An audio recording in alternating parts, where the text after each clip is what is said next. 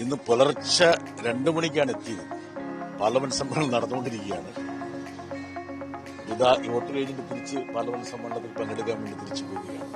വാഗ്ദാനങ്ങളുടെ ഒരുപാട് പെരുമഴ നടക്കുന്ന കാലമാണ്. സുരേഷ് ഗോപി, ഞങ്ങൾ ഒരു ബൂത്തിലാണ് വോട്ട് ചെയ്തിരിക്കുന്നത്, വോട്ടർമാരാണെന്ന് തോന്നുന്നു. പാർലമെന്റിൽ അദ്ദേഹം നടത്തിയ പ്രസ്താവനകൾ, അല്ലെങ്കിൽ കഴിഞ്ഞ ലോക്സഭയുടെ സമയത്ത് അദ്ദേഹം നൽകിയ വാഗ്ദാനങ്ങൾ, ടൂറിസം സർക്യൂട്ടുകൾ, ഇതാ വരുന്നു ഏതാനും മാസങ്ങൾക്ക് ഒന്നും വന്നിട്ടില്ലല്ലോ. എന്തെങ്കിലും ഈ നാട്ടിലേക്ക് വരുന്നുണ്ടെങ്കിൽ അതിനെ മുടക്കാൻ വേണ്ടിയിട്ട് എന്തെങ്കിലും ന്യായം പറയൽ മാത്രമാണ് അവരുടെ ഭാഗത്തുനിന്ന് ഞാൻ കണ്ടിട്ടുള്ളത്. ഉദാഹരണം പറഞ്ഞാൽ all India institute of medical science.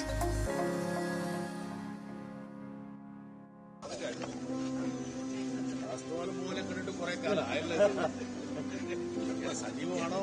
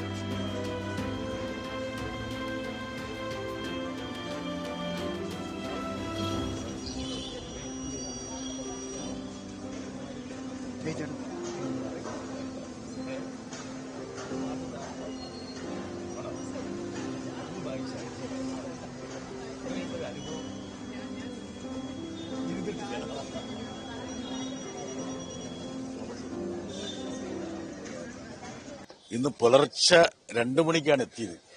Parliament സമ്മേളനം നടന്നുകൊണ്ടിരിക്കുകയാണ്. വോട്ട് കഴിഞ്ഞിട്ട് തിരിച്ച് പാർലമെന്റ് സമ്മേളനത്തിൽ പങ്കെടുക്കാൻ വേണ്ടി തിരിച്ചു പോവുകയാണ്. ജനാധിപത്യത്തിന്റെ ഏറ്റവും വലിയൊരു ആഘോഷമാണല്ലോ കേരളത്തിൽ.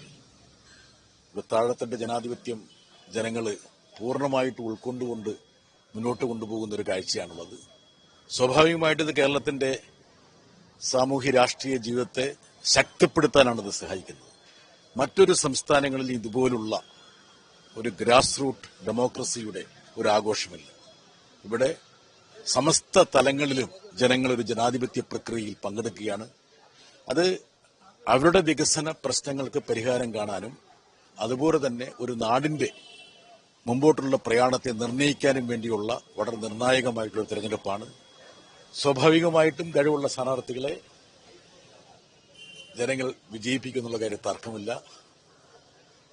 ഇടതുപക്ഷ ജനാധിപത്യ മുന്നണിയുടെ സ്ഥാനാർത്ഥി അമൃതയ്ക്ക് ഞാൻ നേരത്തെ തന്നെ ആശംസകൾ നേർന്നതാണ്. ഒരിക്കലും കൂടി ആശംസകൾ നേരുന്നു. സാർ, ഈ തദ്ദേശ തെരഞ്ഞെടുപ്പിൽ കേരളത്തിന്റെ പ്രത്യേകത ദേശീയ രാഷ്ട്രീയം മുതൽ സംസ്ഥാന രാഷ്ട്രീയം, പ്രാദേശിക വിഷയങ്ങളൊക്കെ ചർച്ച ചെയ്യുന്നുണ്ട്. തെരഞ്ഞെടുപ്പിൽ ഏറ്റവും കൂടുതൽ തെരഞ്ഞെടുപ്പിൽ ജനങ്ങൾ ചർച്ച ചെയ്യുന്നത്, മുഖവിലേക്ക് എടുക്കുന്നത് എന്ത് വിഷയമായിരിക്കും എന്നാണ് സാറിന്റെ?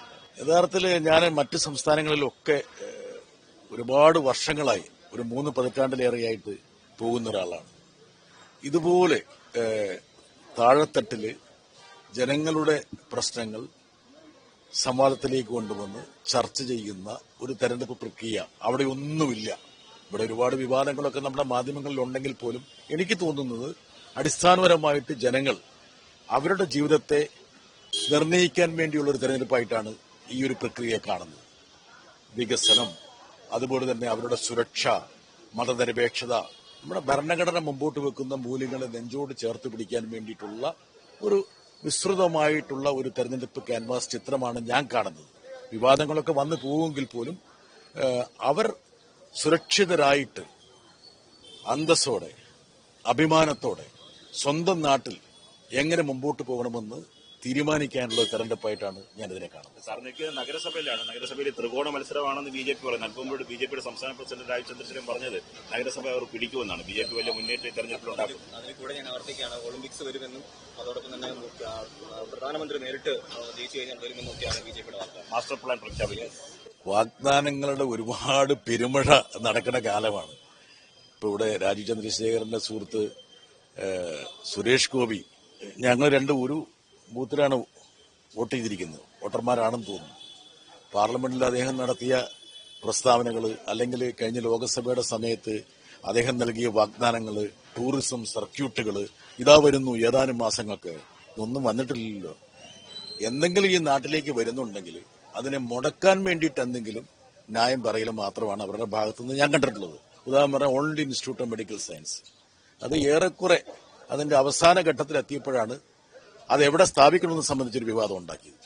അപ്പോൾ നമ്മുടെ നാടിന് വരേണ്ട ഓരോ വികസന ദൗത്യങ്ങളെയും തടയുക എന്നുള്ളതല്ലാതെ പുതിയ എന്തെങ്കിലും ഇവരുടെ ഭാഗത്തു നിന്ന് വരുമെന്ന് അനുഭവം വെച്ച് ആർക്കും പറയാൻ പറ്റില്ല. അത് സ്വാഭാവികമായിട്ടും ജനങ്ങളും മനസ്സിലാക്കുമെന്നാണ് ഞാൻ വിചാരിക്കുന്നത്.